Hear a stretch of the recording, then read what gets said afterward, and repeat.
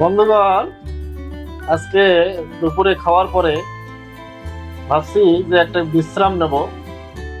তো আমার বাসায় আসলে এই বড় মেহমান উপস্থিত। এই বড় মেহমান আমার সাথে খাওয়া দাওয়া করলো এবং দেখেন আমার বিছানায় তাকে আমি একটা ফোন দিয়েছি দেখার জন্য। আসলে ছোট বাচ্চাদেরকে ফোন দেওয়া ঠিক না, কিন্তু এই বড় মেহমান দেখেন আমার সাথে শুয়ে, এই এদিক দেখো, এই এই দেখেন আমার সাথে শুয়ে, সে হাতে কিন্তু মোবাইল আছে। এখন সে তার মোবাইলটা দেখতেছে না, আমি আমার মোবাইলটা যেভাবে স্ক্রল করতেছি, সে এখন তার নিজের হাতে থাকা মোবাইলটা না দেখে আমার ফোনটা দেখতেছে। বুঝছেন? আদিল, হাই বলে দাও। বলো কেমন আছেন, বলো কেমন আছেন, বলো, বলো কেমন আছেন। এদিক দেখো, এদিক দেখো।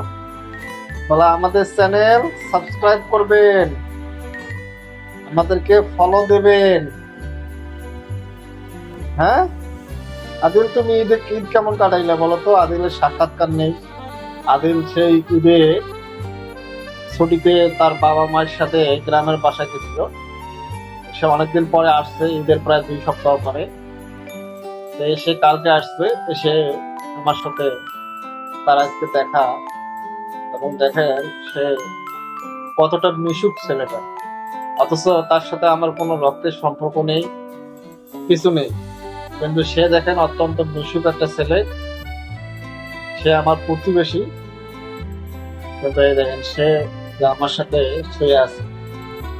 সে অবলীলায় আমার রুমে চলে আসে এবং এই আমার সাথে সে বিভিন্ন ব্যাপারে খুনসুটি করে। খুব কিন্তু শান্ত, হ্যাঁ, বেশি কথা বলে না। খুব খুশি লাগলে, মনের মধ্যে খুশি লাগলে মুখ থেকে কয়েকটা কথা বাইর হয়।